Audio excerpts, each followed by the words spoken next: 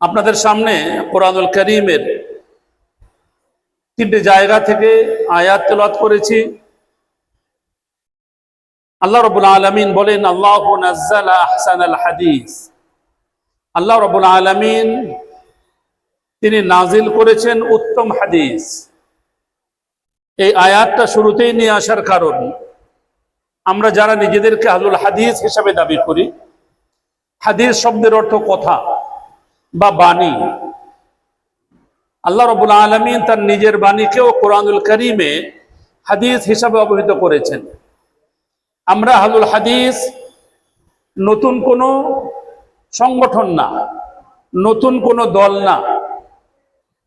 আমরা এমন একটা পরিচিত প্ল্যাটফর্ম, যেটা 1450 বছর আগে থেকে চলে আসতেছে, যেটা আল্লাহ রাব্বুল আলামিন এবং তার রাসূলের মাধ্যমে যে ইসলামের সূচনা মানব জাতির মধ্যে আমাদের নবী, বিশ্ব নবী নবী মুহাম্মদুর রাসূলুল্লাহ সাল্লাল্লাহু আলাইহি ওয়াসাল্লামের মাধ্যমে যার পরিপূর্ণতা দেওয়া হয়েছে, সেই ইসলামেরই যারা পরিপূর্ণভাবে মান্যকারী, লালনকারী, পালনকারী, যারা আল্লাহ রাব্বুল আলামিনের কোরআন এবং একই সাথে নবী মুহাম্মদুর রাসূলুল্লাহ সাল্লাল্লাহু আলাইহি ওয়াসাল্লামের অমীয় বাণী বা সহিহ হাদিসের অনুসরণ করে থাকি। যেমন আমি আল্লাহু নাজ্জালা আহসানাল হাদিসের পাশাপাশি যে আয়াত তেলাওয়াত করেছি, আল্লাহ তাআলা বলেন, ইয়া আইয়ুহাল্লাযীনা আমানু, হে ঈমানদারেরা, আতিউল্লাহ, তোমরা আল্লাহ রাব্বুল আলামিনের ইতাআত করো। অর্থাৎ আল্লাহ রাব্বুল আলামিনের যে কথা, আল্লাহ রাব্বুল আলামিনের যে বাণী, আল্লাহ রাব্বুল আলামিনের কোরআনের ইতাআত করো। ওয়া আতিউর রাসূল, এবং রাসূল বা রাসূলের বাণী বা হাদিসের ইতাআত করো। ওয়া উলিল আমরি মিনকুম, তোমরা যখন কোরআন এবং সহিহ হাদিসকে বুঝতে পারবে না, তোমাদের মধ্যে যারা জ্ঞানী গুণী রয়েছেন তাদেরকে তোমরা প্রশ্ন করে এর সমাধান জেনে নাও। তবে মনে রাখতে হবে, আমাদের দুশ্মন, মানব জাতির দুশ্মন শয়তান আল্লাহ রাব্বুল আলামিনের সামনে দাঁড়িয়ে আল্লাহ রাব্বুল আলামিনের কে চ্যালেঞ্জ করে একটা মিশন নিয়ে এসেছে যে মানব জাতির প্রত্যেককে তারা বিভ্রান্ত করবে।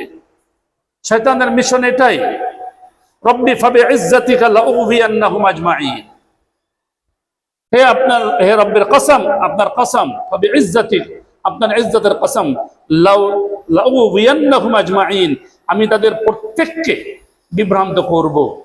আমি তাদের ডান দিক থেকে ডাকবো, বাম দিক থেকে ডাকবো, সামনের থেকে, পিছন থেকে। ওয়ালা তাজিদু আকসারহুম শাকিরিন, আপনি মানুষের অধিকাংশই আপনি কৃতজ্ঞ পাবেন না। আমাদের মধ্যে মাঝে মধ্যে ইখতিলাফ হয়ে যায় কোনো মাসলা মাসাইল নিয়ে, কোনো কথা নিয়ে, যে না এটা না, এটা। যখন এরকম হবে, ফারুদ্দুহু ইলাল্লাহি ওয়ার রাসূল, তখন সাথে সাথে আল্লাহর রাসূলের কথার দিকে ফেরত যেতে হবে। অর্থাৎ কোরআন সুন্নাহ কি বলতেছে, কোরআন সুন্নাহ যারা বুঝেন, প্রকৃত যারা কোরআন সুন্নাহর আলেম, এদের মাধ্যমে এর সমাধানটা নিতে হবে। তাহলে সমাজের মধ্যে আর কোনো বিশৃঙ্খলা হবে না, কোন অনাচার হবে না। তাই আল্লাহ তাআলা বলে দিয়েন, আতিউল্লাহ ওয়া আতিউর রাসূল ওয়া উলিল আমরি মিনকুম, তোমাদের মধ্যে যারা জ্ঞানী গুণী, ফাইন তানাযাতুম ফি শাইইন, যদি কোনো বিষয়ে তানাজু হয়ে যায়, ফারুদ্দুহু ইলাল্লাহি ওয়ার রাসূল, তাহলে তোমরা আবার কোরআন আবার সুন্নাহর দিকে ফিরে আসবে। এরপর আল্লাহ তাআলা বলেন, মানব জাতিকে হেদায়েতের পথে আহ্বানের জন্য সর্বপ্রথম যে দাওয়াত, আল্লাহ তাআলা আল্লাহর রাসূল বললেন, কুল তাআলাউ আতলু মা হাররামা রাব্বুকুম, আসো আমি তোমাদেরকে তেলাওয়াত করে পড়ে শোনাই, মা হাররামা রাব্বুকুম আলাইকুম, আল্লাহ রাব্বুল আলামিন তোমাদের জন্য কি হারাম করে দিয়েছেন। সেটা হলো যে আল্লা তুশরিকু বিহি শাইআ, তোমরা আল্লাহর সাথে কাউকে শরীক করবে না। আমরা যে ইবাদত করব, আজকে আমাদের সমাজ তারা শিরক কি এটাই বুঝে না, শিরকটাকেও ইবাদত মনে করে করতেছে। কবরে পূজা, ওরস করা, খানকাতে গিয়ে সিন্নি করা, চাদর চড়ানো, আল্লাহ রাব্বুল আলামিনের ঘরে নামাজ পড়ে পরক্ষণে চলে যাচ্ছে খানকাতে, ওখানে গিয়ে চাচ্ছে। শিরক কাকে বলে? যে আল্লাহ রাব্বুল আলামিনের ওয়াহদানিয়তকে বিসর্জন দিয়ে যে জিনিসগুলো আল্লাহ রাব্বুল আলামিন দিতে সক্ষম, সেই জিনিসগুলো গায়রুল্লাহর নিকটে চাওয়া। যেটা আল্লাহ রাব্বুল আলামিন দিতে সক্ষম সেটা গায়রুল্লাহর নিকটে চাওয়া, এটাই হলো কি শিরক। আর মানুষ মানুষের কাছে কিছু চাহিদা পেশ করতে পারে, ভাই একটু পিপাসা লাগছে, পানি দরকার, ভাই বিপদে পড়েছি, এটা বোঝানোর জন্য বললাম, বিপদে পড়েছি ভাই আমাকে একটু ধরে গাড়িতে তুলে দেন, আমি তুলতে পারতেছি না, আমার পায়ে খুব ব্যথা, ভাই আমার বোঝাটা আমি তুলতে পারতেছি না, আমাকে একটু তুলে দেন। এই যে জিনিসগুলা সাহায্য চাওয়া, এটা কোনো শিরক না, বরঞ্চ হায়াতের মালিক আল্লাহ রাব্বুল আলামিন। আল্লাহ তুমি আমার হায়াতের মালিক, তুমি আমার হায়াত বাড়িয়ে দাও। রিজিকের মালিক আল্লাহ রাব্বুল আলামিন, তুমি আমাকে রিজিক দাও, আল্লাহু খায়রুর রাজিকিন। সুস্থতার মালিক রব্বুল আলামিন, যেমন ইব্রাহিম আলাইহিস সালাম বলেন ওয়া ইযা মারিজতু ফাহুয়া ইয়াশফিন, যখন আমি অসুস্থ হই তিনি আমাকে শিফা দেন, তিনি আমাকে রোগ মুক্ততা দান করেন। আমার ব্যবসা বাণিজ্যে বারাকা দরকার, দিবে রব্বুল আলামিন, তার কাছে চাইতে হবে। কোনো তাবিজ লটকালে হবে না, পানি পড়া ছিটালে হবে না, অমুক জায়গার পানি ছিটালে ব্যবসায় উন্নতি হবে, অমুক সূরা পড়লে ব্যবসায় উন্নতি হবে। বিভিন্ন ধরনের কোরআনের বিভিন্ন রকমের ওয়াজিফা দেওয়া হবে আপনাদেরকে।